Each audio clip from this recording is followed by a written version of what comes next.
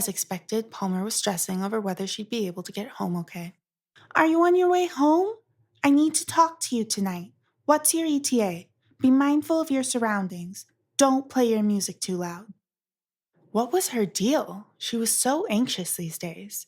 Palmer was usually the most easygoing person on the planet, but over the past week, she wanted to know where Angeline was at every moment of the day.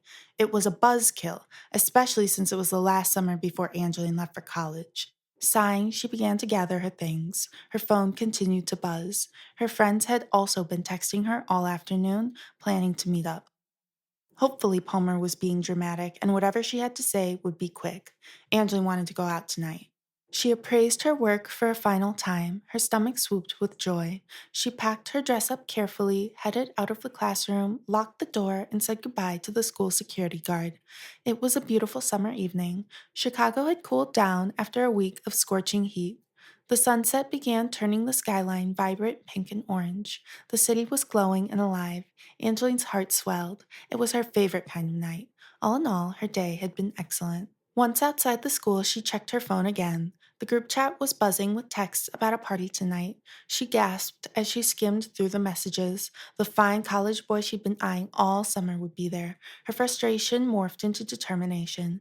Okay, she had to talk Palmer into letting her out tonight. She'd turn on all the charm she possessed. It shouldn't be too difficult. She could be very persuasive, and Palmer was usually sympathetic when it came to matters of the heart. And with an excess of romanticism, Angeline all but skipped to the train.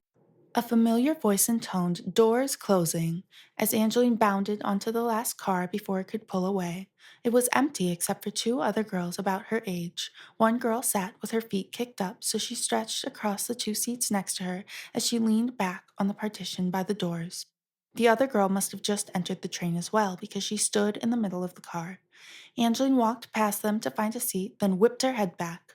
The train began to move. A sensation like deja vu washed over her as she faced the girls.